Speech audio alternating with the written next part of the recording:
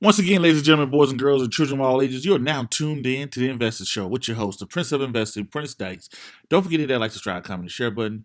And as always, don't forget to hit that notification bell as well and drop comments if you got comments below. But as always, I don't have a lot of time, and I definitely know you guys and girls don't have a lot of time, so we're going to jump straight into it. So in this video, we're going to talk about how to open up a TD Ameirtrade account for your child. Not really a TD Ameirtrade account. This is just a brokerage account for your child.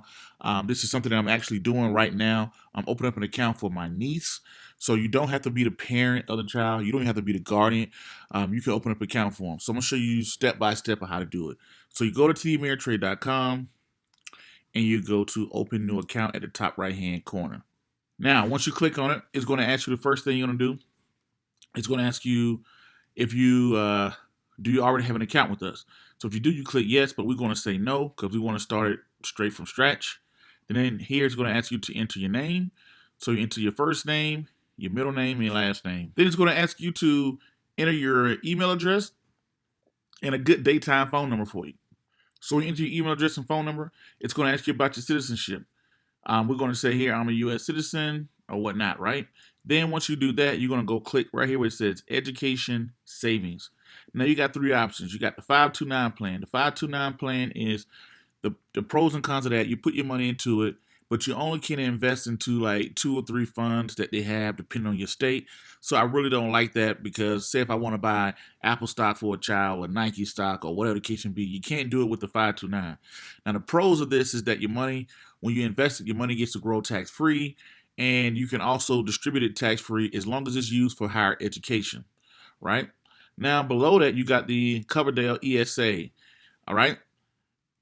Now with this one, you can go in and you can dictate where your money goes, but the caveat to that is that you only could put $2,000 a year into it.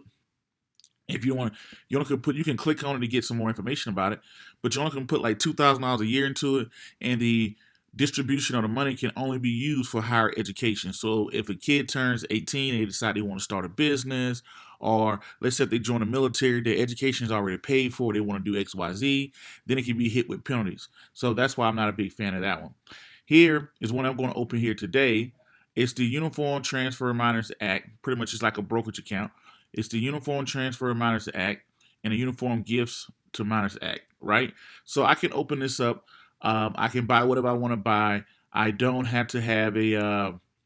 I don't. It doesn't matter what my income level is, but I'm not tax deferred. I got to pay taxes on the income as it goes, and when a child turns 18, it goes straight to them. So that's the pros and cons of that. So we're going to click on that one. This is going to ask you, will you be transferring assets from another account? We're going to say no. And what state do you want custodianship? We're going to say Georgia. So open this up for my niece.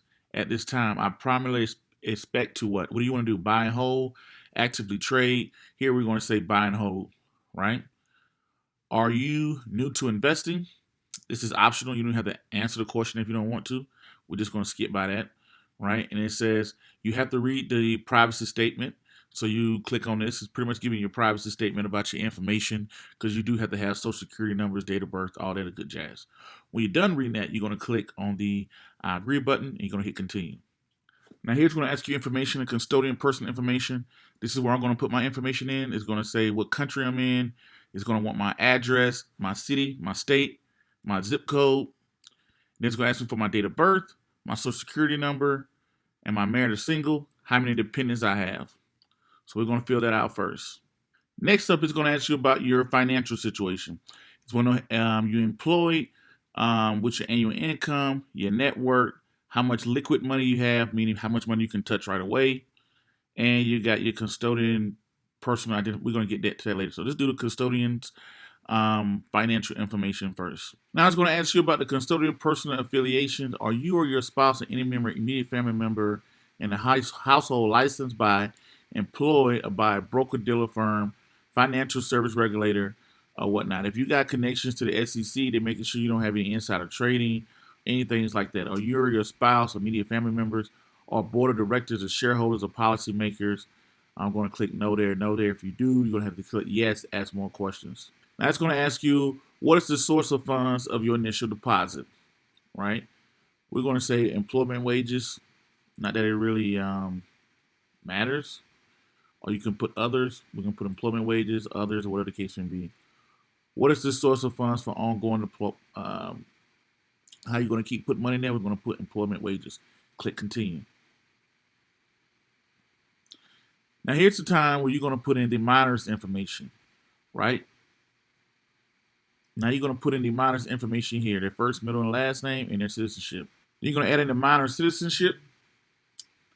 Now you're going to put in their date of birth, social security number, and you're going to have to put in their mutual status, right? Are they married or single?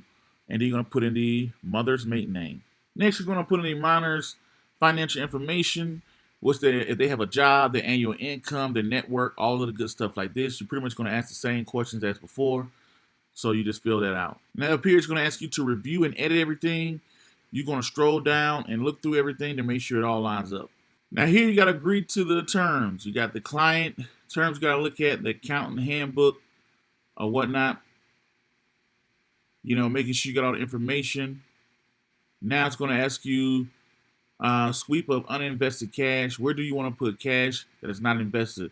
So if you have money just sitting inside your account that's uninvested, what do you want to do with it? Here, I like to use the FDIC insured deposit account at one or more banks by utilizing multiple banks. I like to use the sweep program. So that's the one I personally like to use. Then they're going to ask you to verify different information. You got to hit I agree, I agree, I agree, I agree. Making sure they're a citizen. I'm not subject to back withholdings. If you have back taxes, you could click right here. A back withholding occurs to IRS issues. Mandatory payments from a taxpayer. You're not subject to back holdings. Stuff like that. If you are, you disagree or whatnot, right? At the bottom, you're going to click that you agree once you have read the client agreement, and you're going to hit continue.